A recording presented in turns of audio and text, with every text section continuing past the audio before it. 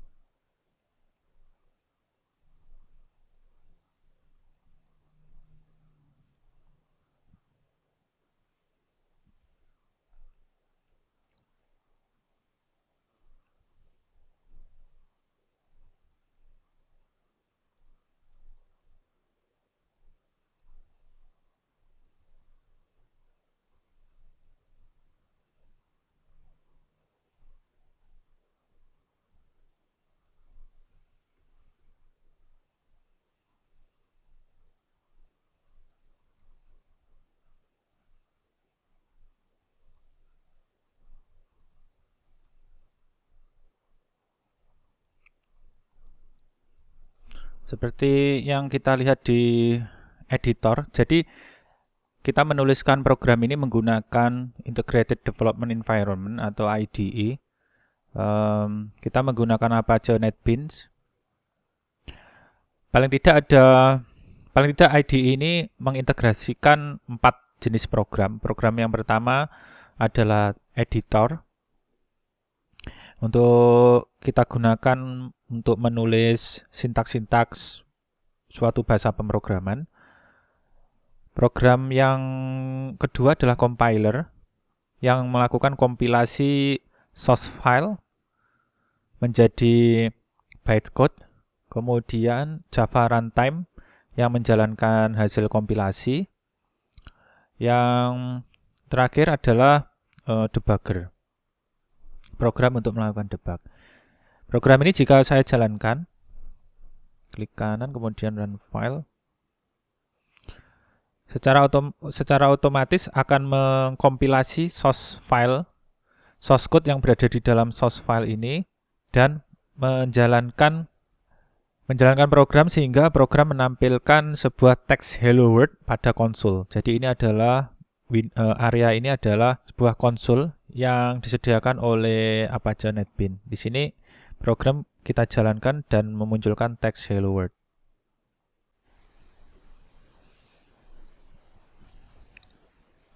Oke, ini saya close. Apa yang kita ketikkan atau apa yang diketikkan oleh programmer seperti kita ini, ya ini adalah apa yang kita ketikkan. Itu disebut dengan source code. Jadi ini adalah source code. Source code sendiri berada di dalam sebuah file yang disebut dengan source file. Artinya source file itu isinya adalah source code. Tentu saja kita mengetikkan code di dalam source file atau kita menuliskan sebuah source code harus mengikuti aturan-aturan yang ada pada suatu bahasa pemrograman. Nah, aturan-aturan dalam menuliskan code dalam suatu bahasa pemrograman disebut dengan sintaks. Seperti terlihat di layar bahwa di Java, source file berakhiran .java.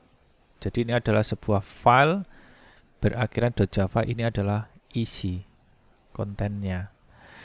Angka-angka ini adalah line number. Ini disediakan oleh IDE untuk membantu kita dalam mengidentifikasi struktur program. Oke, kita akan mengulas sejumlah elemen penyusun struktur program Java sederhana kita ini. Yang pertama, ini disebut dengan komen. Komen ini adalah bagian dari program kita yang tidak akan dikompilasi maupun dijalankan. Ya, jadi ini tidak akan ikut dikompilasi.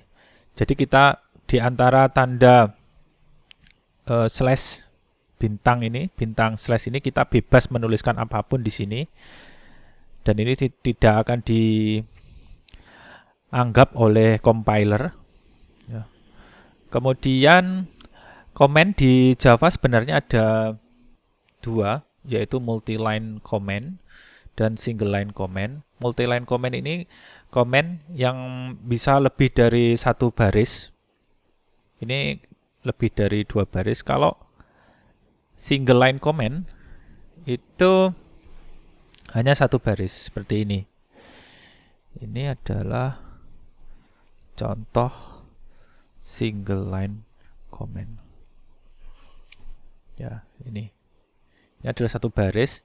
Jadi jika kita tuliskan komentar lagi di bawahnya, misalnya ini adalah baris kedua, maka baris yang ini akan dianggap sebagai sintaks karena ini tidak ada di aturan dalam penulisan di Java ini ya, maka di sini terdeteksi syntax error warna merah ya. Jadi ini tidak dianggap komen. Jadi ini harus kita hapus. Nah, letak dari komen bisa di mana saja. Misalkan ini bisa kita letakkan di sini, di mana saja ya, bebas. Dan jumlahnya pun bebas ya. Jumlahnya sebanyak apapun bebas, tidak akan dianggap oleh compiler. Termasuk ini juga ya. Nah, ini boleh juga taruh di sini karena ini tidak dianggap sebagai bagian dari program. Ini bisa kita hapus. Nah, komen ini berguna untuk menjadi catatan kita ya. Ini bisa kita gunakan untuk menulis deskripsi tentang program kita, ataupun hal-hal lain yang dirasa nanti akan membantu kita dalam memahami code beberapa waktu ke depan ya. Misalkan kita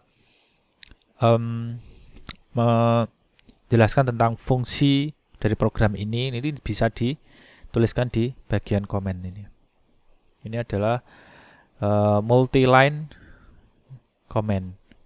Itu komen yang lebih dari 1 baris.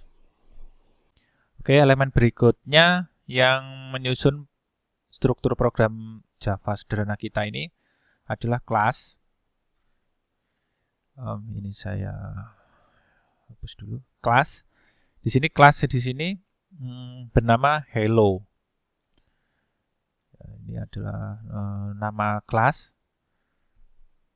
Namanya hello. Di dalam Java, nama kelas, terutama kelas yang menjadi main class, itu harus sama persis dengan nama file. Jadi di sini termasuk huruf besar dan huruf kecil ya, harus sama persis.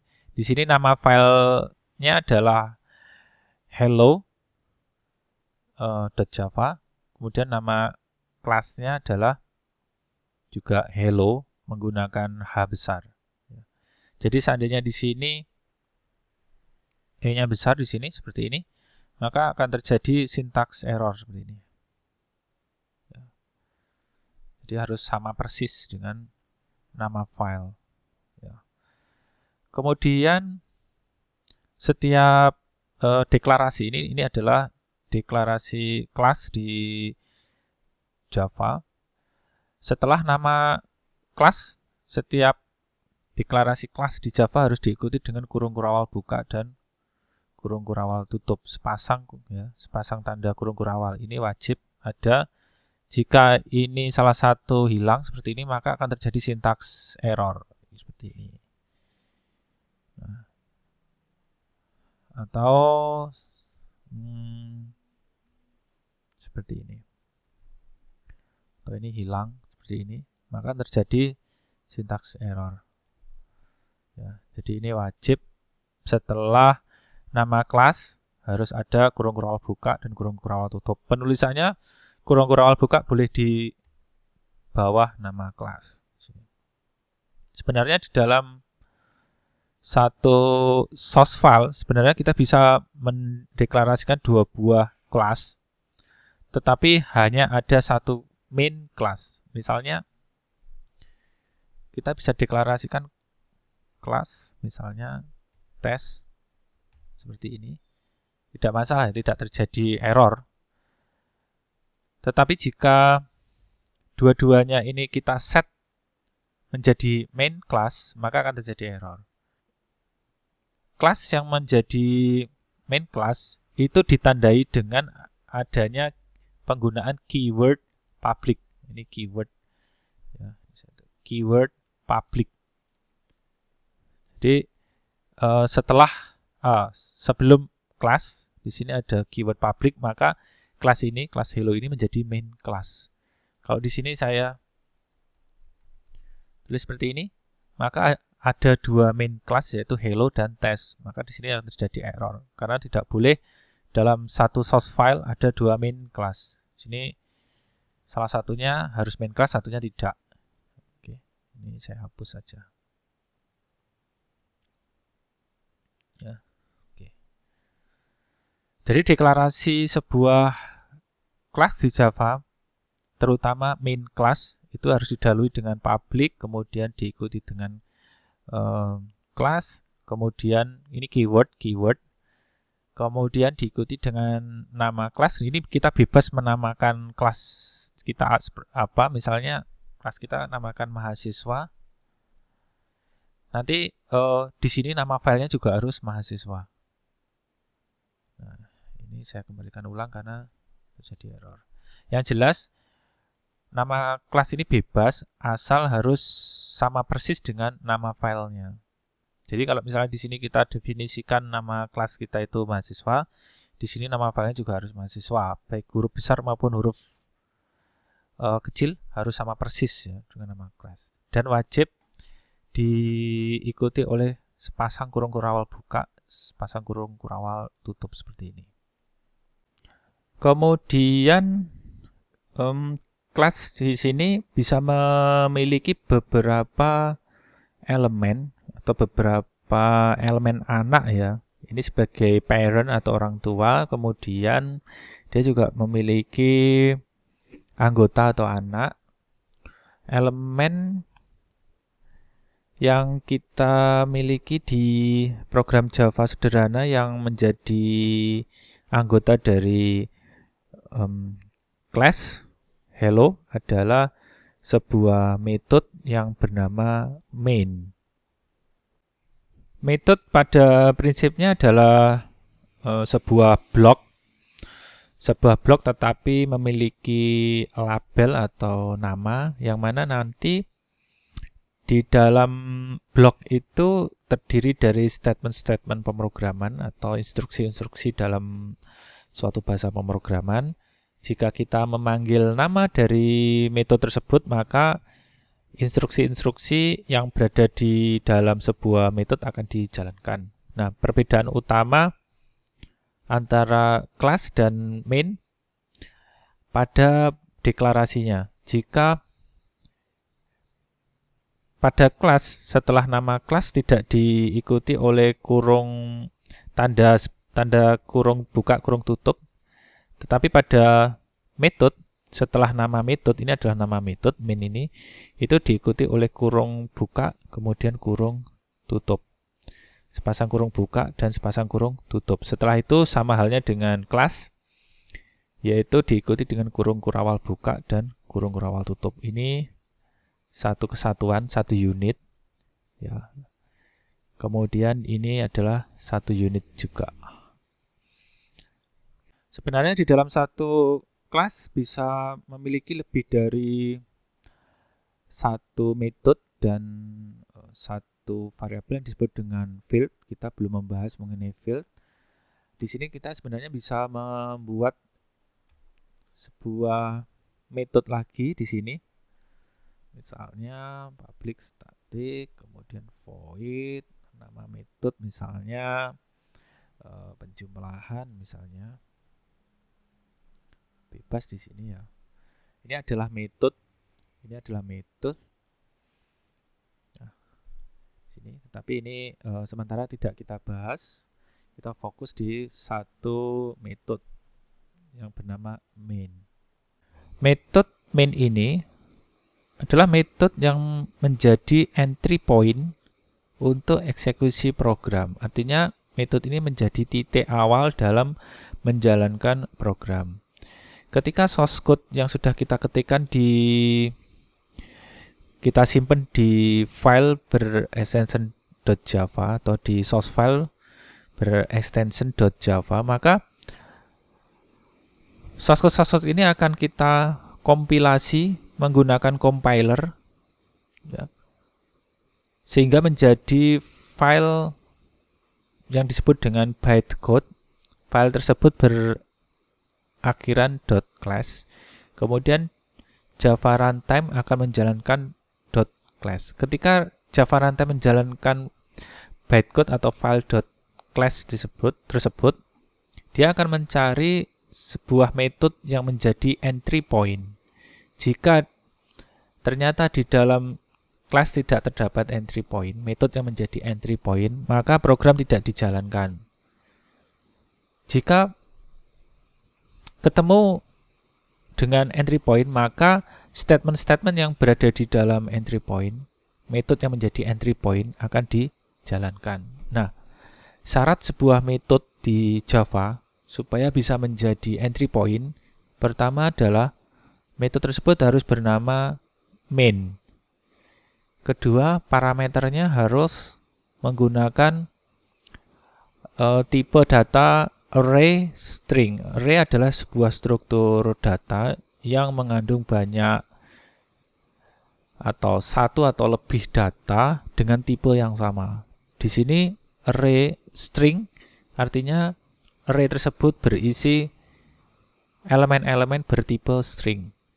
Kemudian yang berikutnya, selain nama metode adalah main dan parameternya adalah array string, metode yang menjadi entry point harus menggunakan keyword public, static, void. Jadi misalnya ini public saya hilangkan, maka metode ini nggak lagi menjadi entry point. Misalnya seperti ini. Jika kita jalankan seperti ini, run file di sini. Jadi kalau kita klik run file ini, sebenarnya secara otomatis IDE NetBeans ini akan memanggil compiler untuk mengkompilasikan source code kita ini. Setelah dikompilasi, maka IDE akan memanggil Java Runtime untuk menjalankan hasil kompilasi tersebut. Begitu kita run di sini, maka di sini akan muncul pesan seperti ini ya. Jadi ini kelas hello tidak memiliki metode main ya. Jadi tidak bisa dijalankan. Tetapi ini tetap bisa dikompilasi. Ini saya kembalikan. Nah, di sini misalnya keyword static saya hilangkan. Di sini tidak terjadi syntax error. Jadi kalau kita kompilasi, ini tetap bisa berhasil. Tetapi program ini ketika dijalankan oleh runtime, maka ini tidak akan dijalankan karena tidak menemukan main atau entry point. Kalau kita run di sini, maka muncul seperti ini. Ya. Jadi di sini harus seperti ini ya, harus menggunakan keyword public, static, void, main supaya ini menjadi sebuah entry point. Ini metode entry point. Oke, ini saya hapus karena ini komentar, saya simpan. Tentu saja ketika kita nanti membuat sebuah aplikasi atau sebuah program yang besar, kita tidak hanya memiliki satu file, satu source file saja, atau satu kelas saja. Bisa jadi kita nanti memiliki banyak source file di sini, ada banyak. Nah, tapi yang jelas di dalam satu program atau satu aplikasi itu hanya ada satu metode yang menjadi entry point. Sini. Nah, selanjutnya setelah kita membahas mengenai method main, kita akan membahas mengenai statement. Di sini method main hanya memiliki satu statement, yaitu di baris 7 ya. Di sini ini adalah sebuah statement. Sebenarnya di dalam satu method bisa lebih dari satu statement. Nah, contoh ini ya. Misalkan saya memiliki statement di sini, misalnya tes 1 2 3. Nah, berarti di sini method main memiliki dua buah statement. Biasanya yang menjadi entitas yang menjadi anggota dari entitas yang lain biasanya ditulis menjorok seperti ini ya. Terus menjorok. Walaupun secara sintaks seperti ini tidak ada kendala ya, tidak menimbulkan error, boleh saja, sah-sah saja menulis seperti ini, atau menulis seperti ini juga boleh. Seperti ini juga boleh. Tapi nanti ketika program kita sudah mulai agak besar, maka ini akan memusingkan kita dalam memahami struktur program. Jadi alangkah baiknya kalau ditulis seperti ini ya. Artinya yang menjorok seperti ini adalah anak dari ini. Ini adalah anak dari ini. Tuh. Oke. Ini adalah statement. Nah, di dalam Java setiap statement itu selalu diakhiri dengan titik koma seperti ini. Bisa titik koma, bisa kurung kurawal tutup. Kalau statement diakhiri dengan kurung kurawal tutup, berarti statement itu kemungkinan besar adalah deklarasi metode atau deklarasi class atau deklarasi interface misalnya. Tetapi jika entitas tersebut diakhiri dengan titik koma, biasanya adalah sebuah statement. Ya. Jadi setiap statement di dalam Java harus diakhiri dengan titik koma seperti ini. Ini kalau saya hilangkan, maka nanti muncul sintaks error seperti ini. Oke, ini seperti ini. Nah, statement ini sebenarnya adalah sebuah statement yang memanggil sebuah metode. Kalau ini adalah deklarasi metode, ya. Jadi deklarasi metode. Ingat bahwa segala sesuatu yang terkait dengan metode biasanya mengandung kurung buka dan kurung tutup. Ini deklarasi, ini pemanggilan. Jadi ini adalah metode. Metodenya bernama print ln, kemudian ini adalah argumen. Argumen itu nilai yang dimasukkan ke dalam sebuah metode. Nah, ini metode print ln ini berada di sebuah kelas yang disediakan oleh Java API atau Application Programming Interface. Nah, metode ini begitu kita panggil, maka metode ini akan menampilkan nilai-nilai yang menjadi argumen di konsol.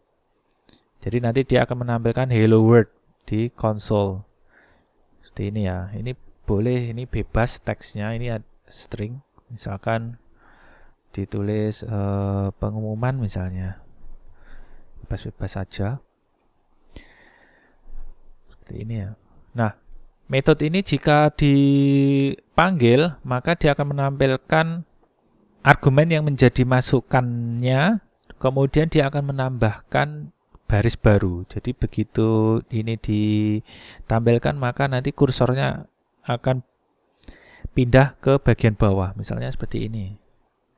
Setelah saya simpan, kemudian run file.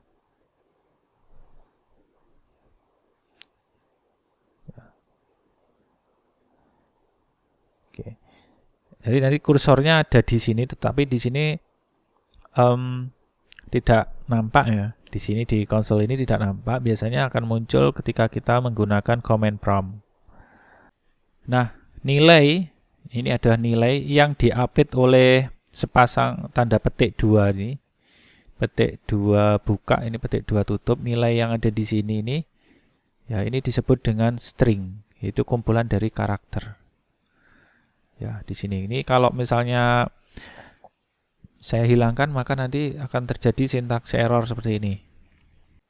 Kemudian di Java, setelah kita membahas mengenai comment, kemudian class, kemudian method, kemudian statement, ada istilah lain di Java yang perlu kita pahami. Kurung kurawal buka dan kurung kurawal tutup ini disebut dengan blok. Jadi ini satu blok. Kemudian ini juga satu blok, ya. Jadi blok itu adalah sebuah kumpulan, ya, sebuah kumpulan dari statement, satu atau lebih statement sebenarnya. Ya, ini bisa kita sebenarnya bisa kita pandang sebagai sebuah statement juga, tapi ini adalah statement deklarasi metode. Kemudian yang perlu kita pahami juga ada istilah yang namanya white space. Ya, tulisannya seperti ini, ya. White space seperti ini. White space di Java itu bisa berupa spasi, kemudian bisa berupa tab, ya. Misalnya saya ini seperti ini tab. Jadi ini adalah white space, ini adalah white space. Atau juga baris baru. Jadi ini adalah white space. White space ini kegunaannya adalah untuk memisahkan token. Ini adalah token, ya, token. Jadi misalkan kalau di sini ada white space tambahan, spasi tambahan misalnya seperti ini, maka tambahannya ini akan dianggap satu. Jadi ini sebenarnya adalah satu space, satu white space. Maksud saya satu white space. Jadi seperti ini. Sebenarnya sah-sah saja kita menulis sebuah program seperti ini. Jadi satu baris seperti ini sah-sah saja sebenarnya, tidak ada kendala, ya. Ya, tapi tentu saja ini sangat sulit dibaca, ya, sangat tidak terstruktur. Nanti akan menyusahkan kita ketika program ini terjadi error. Ya. Sebaiknya kita susun secara hierarki seperti ini, ya, seperti ini. Kemudian di Java tentu saja bersifat case sensitif, ya. Jadi huruf besar dan huruf kecil itu ada perbedaan. Kemudian selain ada metode print ln, di Java juga ada metode print, ya. Jadi seperti ini. Sistem, jadi ada seperti ini. Tes 1 2 3 ini. Ya, bedanya adalah kalau print ln ini akan menambahkan baris baru ketika sudah menampilkan teks atau nilai yang menjadi argumen dari metode tersebut. Kalau metode ini print tanpa ln ini hanya menampilkan ini saja, kemudian kursor berada di sampingnya. Nah, seperti ini program Java sederhana kita yang menampilkan teks hello world, ya. Hello world di konsol. Programnya cukup sederhana. Paling tidak program ini membantu kita untuk memahami nanti program-program yang lebih kompleks, ya. Program Java sederhana kita ini hanya terdiri dari 3 elemen, yaitu comment. Ini lebih tepatnya adalah multi-line comment. Di sini kita bebas mengisi teks apapun di sini, karena metode ini tidak karena multi-line comment ini tidak akan diperhatikan atau tidak akan dicek oleh compiler. Kita bebas sebenarnya menulis ini dimanapun, jumlahnya pun bebas. Kemudian berikutnya adalah class. Lebih tepatnya ini adalah main class, ya, yang bernama hello. Ini namanya harus sama dengan file. Kemudian ada method, kemudian ada statement. Method ini anak dari kelas hello. Ini statement ini adalah anak dari method main. Di dalam method main kita bisa menambahkan lebih dari satu statement.